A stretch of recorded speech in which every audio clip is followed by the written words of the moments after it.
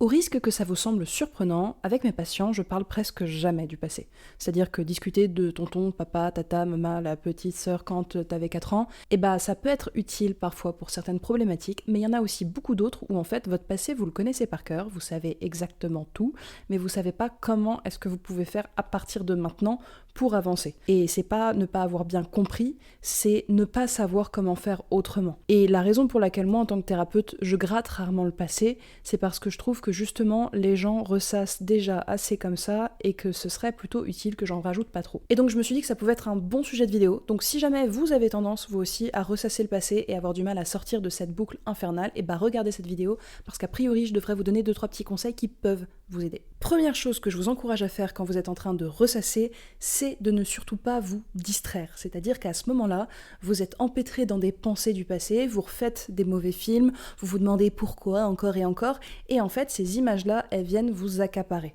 C'est très difficile de se défaire de ça, surtout quand vous essayez de vous en défaire. Si je vous dis ne pensez pas à un éléphant rose, la première chose qui vous vient en tête, c'est un éléphant rose. Le cerveau, il a un petit peu du mal avec les doubles négations comme ça, genre ne fais pas ci, ne fais pas ça. En fait, c'est la seule chose qu'on a en tête dans ces moments-là, parce que c'est la seule pensée qu'on a. Même si c'est précédé d'un nœud, c'est encore la mauvaise pensée. Donc, on va pas essayer de fuir cette pensée-là. Le plus vous vous dites, il faut pas que je pense à ça, et le plus vous allez le faire. Le plus vous vous dites, il faut surtout pas que je ressasse, et le plus vous allez ressasser. À la place, déjà, premièrement, essayez d'accueillir un petit peu cette tendance-là que vous avez à ressasser et à simplement la commenter. C'est-à-dire, ok, là c'est encore un moment où je vais ressasser. C'est comme ça. Et ça ne m'empêche pas de continuer ce que j'étais en train de faire. Laissez votre pensée en arrière-plan, continuez de fonctionner et de ressasser, mais ne l'empêchez pas de nuire à votre quotidien et aux actions que vous aviez déjà entamées. Vous avez le droit de ressasser en faisant la cuisine, vous avez le droit de ressasser en faisant la lessive, vous avez le droit de ressasser en marchant dans la rue, en travaillant, c'est pas interdit, c'est pas incompatible. Donc déjà, premièrement, ne vous bagarrez pas contre. Si vous vous bagarrez contre le ressassement, vous allez ressasser encore plus.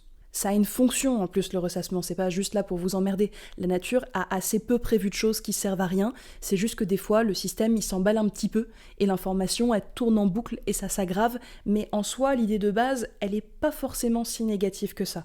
Et le ressassement, c'est aussi une manière que vous pouvez avoir de vous dire je veux plus jamais vivre ça.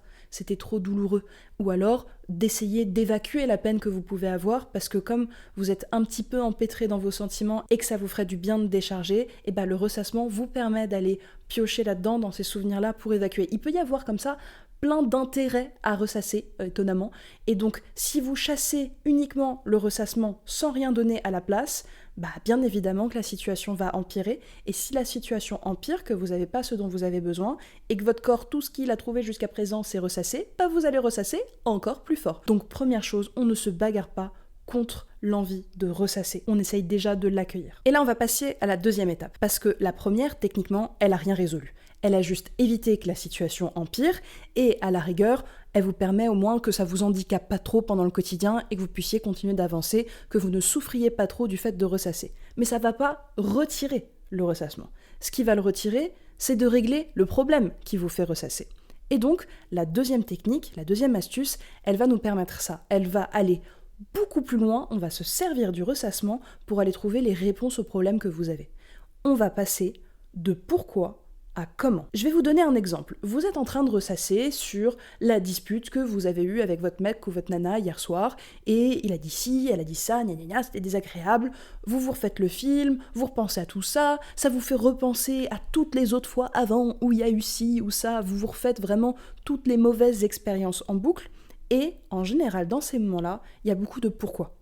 Pourquoi il a dit ci, pourquoi elle a fait ça, pourquoi ceci, pourquoi cela, pourquoi. Sauf que, a priori, vous aurez assez rarement les réponses, parce que vous n'êtes pas devin, et que dans le cadre d'une dispute, souvent, vous croyez même pas la personne quand elle vous dit pourquoi, ça résout jamais rien les pourquoi, ça permet juste d'ouvrir d'autres questions et de rajouter encore plus de doutes. On va pas demander pourquoi, on va se demander comment. Comment est-ce que je peux résoudre cette situation ? Comment est-ce que je peux trouver le moyen, avec cette personne-là, qu'on arrive à vivre des choses différentes ? Comment je peux faire pour mieux me faire comprendre, puisque là, ça a créé un malentendu ? Comment ? Si vous êtes dans le comment, tout de suite, cette phrase-là, elle s'ancre dans le présent et dans l'avenir, alors que le pourquoi, c'est une phrase du passé.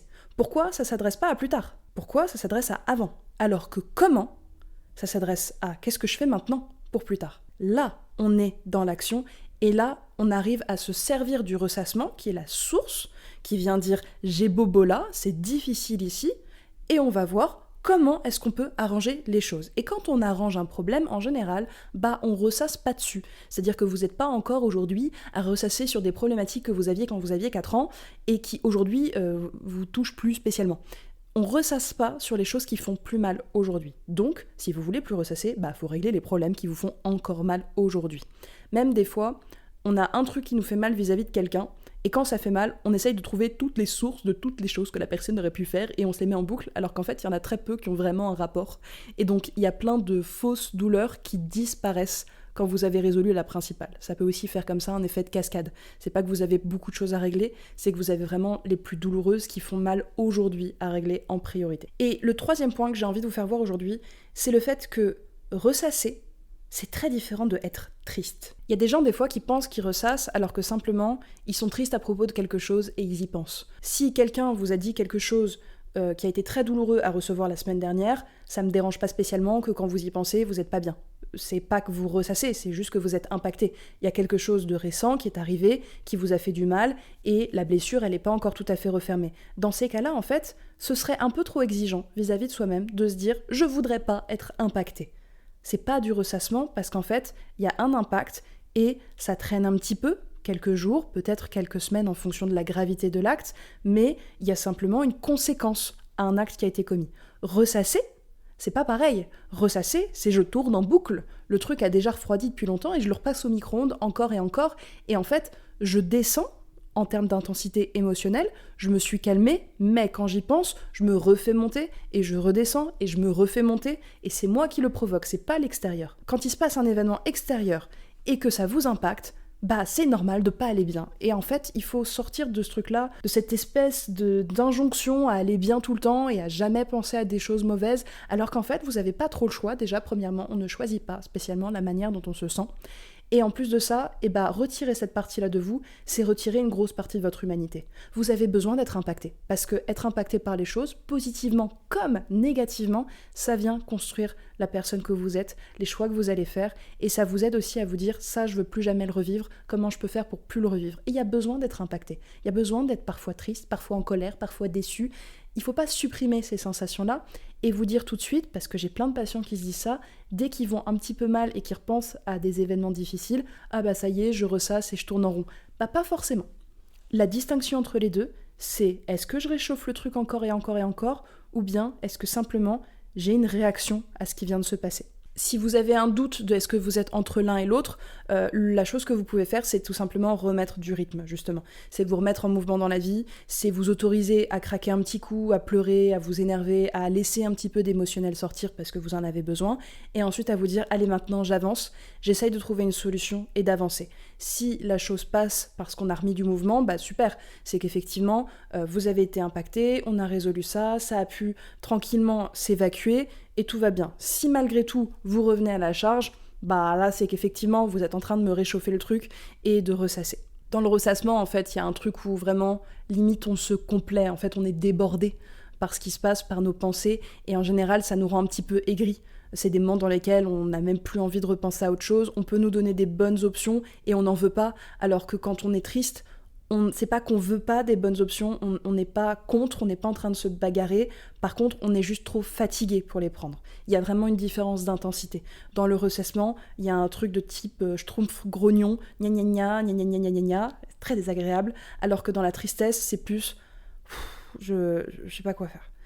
Il y a une forme d'impuissance. Dans le ressassement, ça vient gratter, dans la tristesse, ça s'étale un petit peu.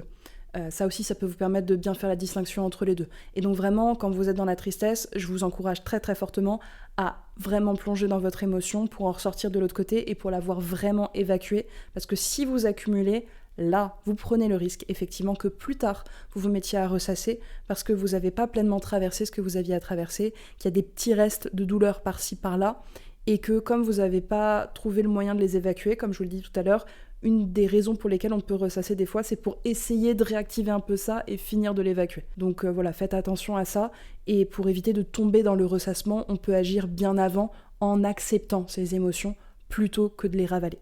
Petit résumé du coup, si vous avez tendance à ressasser, première chose, n'essayez surtout pas de vous distraire. Gardez le ressassement dans un coin de votre tête pendant que vous êtes en train de continuer à fonctionner dans votre quotidien. Deuxième chose, essayez de transformer les pourquoi que vous avez dans la tête en comment, parce que ça vous permet de passer du passé au présent et à l'avenir.